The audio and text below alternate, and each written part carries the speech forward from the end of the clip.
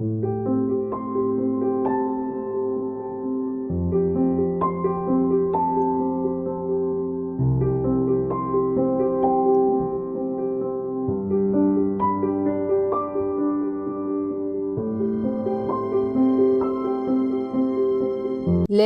du livre de la Genèse, chapitre 2, des versets 18 à 25. Le Seigneur Dieu dit: Il n'est pas bon que l'homme soit seul. Je vais lui faire une aide qui lui correspondra. Avec de la terre, le Seigneur Dieu modela toutes les bêtes des champs et tous les oiseaux du ciel, et il les amena vers l'homme pour voir quel nom il leur donnerait.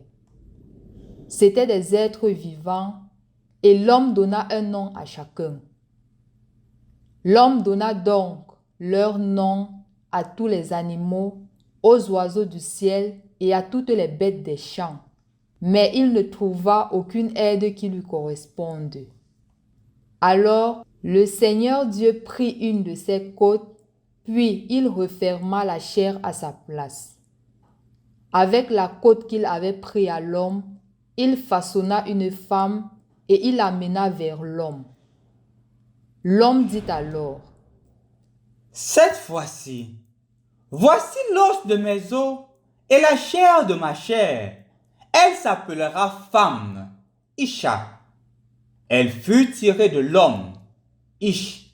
À cause de cela, l'homme quittera son père et sa mère, il s'attachera à sa femme, et tous deux ne feront plus qu'un. Tous les deux, l'homme et sa femme étaient nus, et ils n'en éprouvaient aucune honte l'un devant l'autre.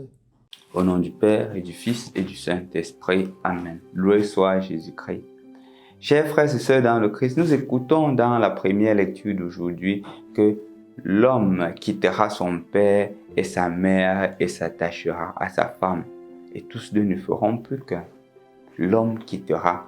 C'est surprenant parce que généralement, qu'est-ce qui se passe? C'est la femme qui quitte ses parents et va chez l'homme.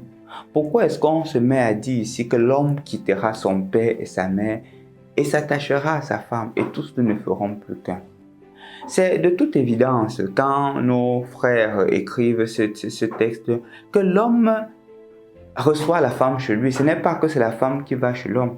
Donc pour cela, il n'y a pas de doute. La chose qui est mise en avant ici, ce n'est pas le fait de quitter du point de vue physique. Le fait de quitter du point de vue de la mentalité, du point de vue de l'être. En d'autres termes, ce qui est stipulé ici, c'est la maturité de l'homme à prendre en charge sa vie. C'est ce qui est stipulé.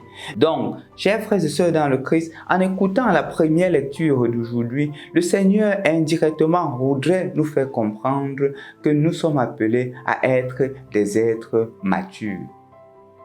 Matures dans le sens où nous sommes appelés aussi à créer la vie. Nous sommes appelés à devenir capables de prendre nos décisions. Pourquoi, chers frères et sœurs dans le Christ, il y a malheureusement plusieurs problèmes. Problèmes dans le sens où parfois l'homme est marié, mais c'est sa famille qui gère la maison. On se rend compte parfois que ce sont les parents qui viennent avec un monsieur marié et son épouse, viennent dire à la femme de quitter la maison. Et justement, on se demande à un niveau où est la maturité de l'homme, où est la capacité de l'homme à prendre ses propres décisions. On se rend compte que parfois il y a de familles qui sont divisées, qui sont détruites, pas parce que l'homme est voulu, mais parce qu'il obéit à ses parents. Mes parents ne veulent pas ceci. Parfois même, on a le choix d'une épouse claire, on veut s'y engager, on trouve en elle des valeurs propres, mais les parents disent « je ne veux pas ». Et ce n'est pas que les raisons sont parfois fondamentales. C'est parce que non, elle n'est pas de notre village. C'est parce qu'elle ne va pas comprendre notre langue. C'est parce que elle ne me plaît pas. C'est parce qu'elle est grasse. C'est parce qu'elle est ceci. Comme si c'était les parents qui devaient épouser la fille. Je crois que la première lecture d'aujourd'hui est davantage à point nommé, dans la mesure où chacun d'entre nous est appelé maintenant à devenir mature.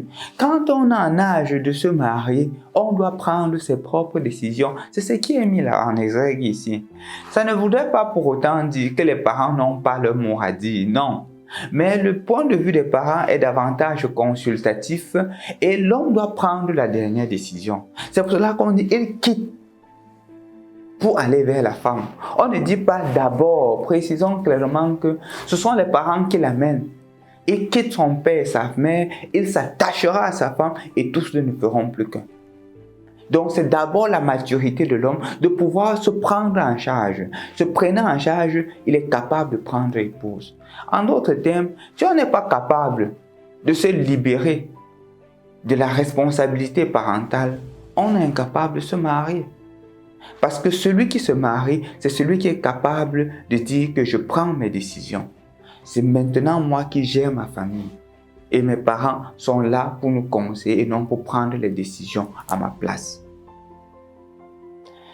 Ça, c'est la première des choses que je voudrais qu'on retienne dans l'évangile d'aujourd'hui.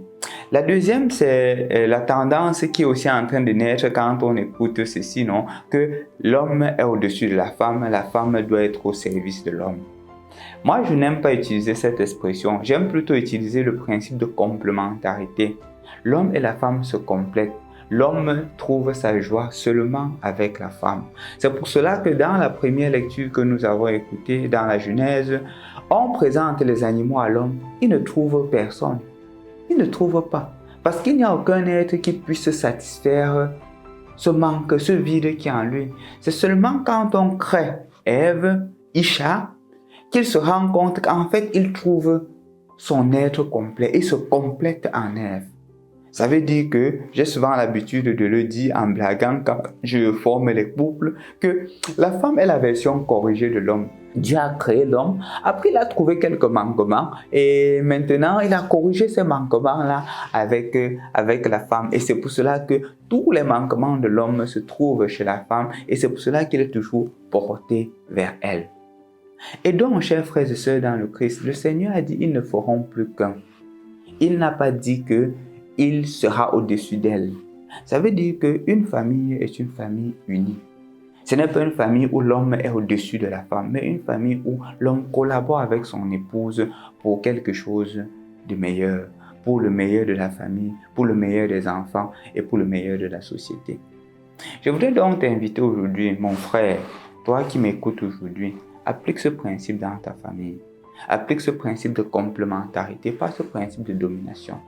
Je ne suis pas en train de dire que dans la famille, il ne doit plus avoir une personne pour décider. Non. L'homme, en fait, doit avoir le dernier mot. Dans toute institution, dans toute société, il doit avoir quelqu'un qui prenne le dernier mot. Mais ça ne doit pas être un dernier mot à caractère dictatorial. Ça doit être un dernier mot comme résultante d'un dialogue profond avec son épouse et justement une décision prise en famille.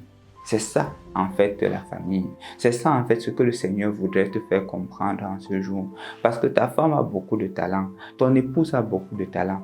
Parfois, tu te mets seulement à écouter ce que les autres disent. La femme ne peut pas me dominer. La femme, je ne peux pas écouter la femme. Et tu es en train de te noyer parce qu'il y a l'ego qui prend la première place. Non, laisse l'ego de côté. Laisse ce que tes amis disent de côté.